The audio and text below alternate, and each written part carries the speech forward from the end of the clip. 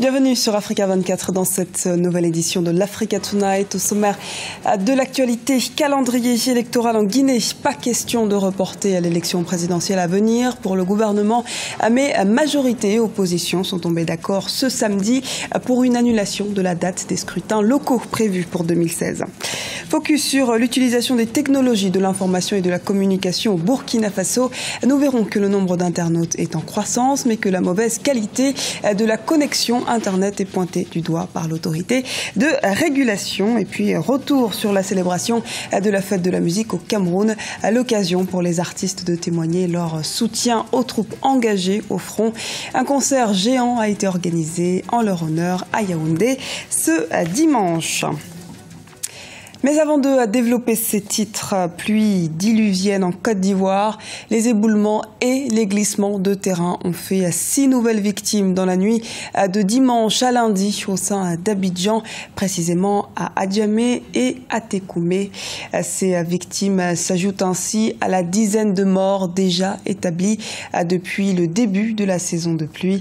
Face à ces inondations de ces derniers mois, de nombreuses zones de la capitale économique jugées dangereuses ont fait l'objet de vastes opérations des autorités.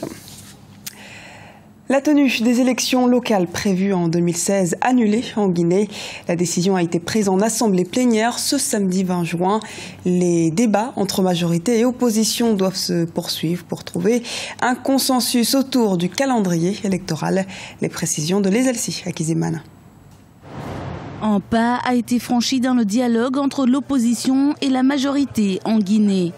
Lors de l'assemblée plénière qui s'est tenue samedi 20 juin, la majorité a accepté l'une des revendications de l'opposition, l'annulation de la date du report des élections locales qui avait été repoussée pour 2016. En fait, il s'agissait de répondre à une des préoccupations de l'opposition qui avait posé comme préalable que le chronogramme électoral soit annulé, notamment celui portant sur les élections communales. Sachant que sur la date de l'élection présidentielle, l'ensemble des partis est d'accord sur la date du 11 octobre 2015. L'opposition se dit satisfaite de cette décision. Elle propose en effet que les élections communales se déroulent avant la présidentielle, prévue le 11 octobre 2015. Oui, ça va favoriser l'ouverture du dialogue, parce que jusqu'à présent, l'opposition a dit qu'elle n'aborde pas les questions de fond. Et là, nous, on va proposer que les élections communales soient organisées avant la présidentielle, puisque c'est techniquement possible. La CENI avait déjà tout préparé. C'est lorsqu'elle s'apprêtait à fixer la date que le président a dit qu'il n'organise. En février, début mars, le président a instruit la CENI de suspendre l'organisation des communales et de les reporter justement en 2016. Les négociations continuent entre la majorité et l'opposition. Plusieurs revendications sont au menu des discussions. Il s'agit entre autres de la révision du calendrier électoral, de la recomposition de la CENI, la Commission électorale nationale indépendante, du respect de l'accord du 3 juillet 2013, mais aussi de la question de l'enquête sur la mort de plus de 60 manifestants au cours d'affrontements avec les forces de l'ordre depuis 2011. Sommet des villes et régions d'Afrique du 24 au 25 juin en Côte d'Ivoire. La rencontre entend préparer la participation des États africains à la 21e conférence des parties de la Convention cadre des Nations Unies sur le changement climatique qui aura lieu en France en décembre prochain. Il s'agira ainsi d'aborder et apporter des résolutions autour des enjeux de ces changements, notamment en intégrant les problématiques de la sécurité alimentaire, de l'accès à l'eau, à l'électricité ou encore à la préservation des ressources naturelles et de la forêt en particulier. Écoutons à ce propos les précisions de Cabinet Komara, au commissaire de l'Organisation de la mise en valeur du fleuve Sénégal. Nous devons savoir qu'à l'échelle du pays, nous-mêmes nous devons prendre conscience du fait que les changements climatiques, le réchauffement, tout ceci a des incidences sur notre vie même, par des comportements tels que le déboisement, l'assèchement de nos sources de cours d'eau. Donc, ceci provoque la sécheresse, l'avancée du désert, le manque d'eau, qui, qu'on le veuille ou pas, impacte directement sur nos conditions de vie. Donc là, il y a une sensibilisation à faire par des programmes hardis, aussi bien au niveau citoyen, au niveau scolaire et au niveau étatique, par des mesures réglementaires, par des mesures coercitives, même par des mesures fiscales, pour que dans chacun de nos pays, vraiment, un comportement plus environnemental friendly, plus désireux de prendre en compte la nécessité de protéger l'environnement et la nature. L'utilisation des technologies de l'information et de la communication en croissance au Burkina Faso. Une donne qui s'illustre notamment du côté du gouvernement qui mise aujourd'hui sur une administration électronique.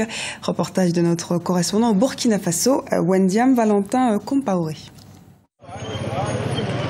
Au Burkina Faso, le secteur des technologies de l'information et de la communication est en nette croissance. Si en 2012, on n'enregistrait qu'environ 550 000 internautes, de nos jours, ils sont près de 700 000 au pays des hommes intègres sur la toile. Une progression de plus de 180% ces 2 dernières années. Les autorités sont aussi dans cette dynamique avec le e-gouvernement, un projet pour une administration électronique. Le projet e-gouvernement, c'est un projet qui est une nouveauté et qui va permettre, je dirais, au gouvernement de travailler sans papier. Pour nous, c'est un élément important et il s'agit de mettre au diapason l'ensemble donc des membres du gouvernement, mais aussi de tous les services donc gouvernementaux pour que ces services puissent se connecter et pour que véritablement les échanges d'informations puissent se faire par le net. Le 23 avril 2015, des sites internet de plusieurs départements ministériels ont été piratés. Au total, 36 plateformes ont été atteintes. Aussi, le dernier rapport de l'autorité des régulations électroniques et des postes, l'ARCEP, montre une mauvaise qualité de la connexion Internet. Nous avons le projet Technopole, qui est un peu un projet également, donc, si on veut faire certaines comparaisons, un peu la Silicon Valley du Burkina, qui va nous permettre, je dirais, de regrouper l'ensemble des acteurs donc, de ce secteur-là sur le même endroit et où véritablement chaque acteur pourra trouver à côté de lui, en amont et en aval, toutes les ressources nécessaires pour pouvoir avancer. Il faut aussi noter que le secteur a également enregistré une télédensité de 69 téléphones pour 100 habitants en 2014 avec plus de 12 millions d'abonnés. Fête de la musique 2015, le travail des forces armées camerounaises a été salué au Cameroun.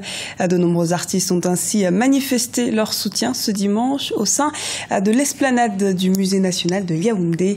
Notre correspondant au Cameroun, Narcisse Ndoumbe, a suivi cet événement pour nous. C'est en chanson que les artistes camerounais ont manifesté leur soutien aux forces de défense engagées dans la lutte contre les djihadistes de Boko Haram. À l'occasion de la 33e édition de la Fête de la musique, ils sont plus de 100 à avoir pris part au concert géant organisé ce 21 juin à l'esplanade du Musée national de Yaoundé. Toutes générations confondues, ils ont tenu à leur manière à contribuer à l'effort de guerre.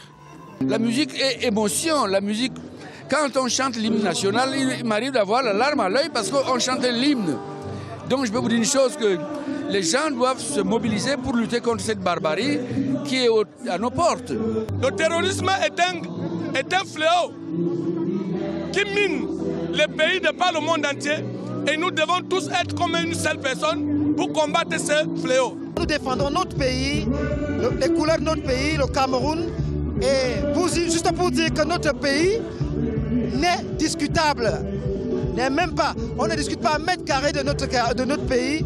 Le public de Yaoundé, venu nombreux à cet événement, a voulu marquer son attachement au principe d'unité nationale. Beaucoup n'ont pas hésité à verser leur contribution dans les urnes prévues à cet effet. Je suis déjà fier d'être Camerounais.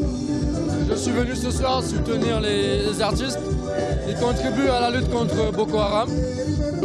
Je dis vive le Cameroun, vive la culture camerounaise. Des centaines d'artistes ont pris d'assaut les dizaines de scènes ouvertes mises en place à travers le pays à l'occasion de cette 33e fête de la musique. Une fête de la musique célébrée dans un contexte particulier, marqué par la lutte contre le terrorisme. Dans tous les esprits ce soir, une seule pensée, stop à Boko Haram.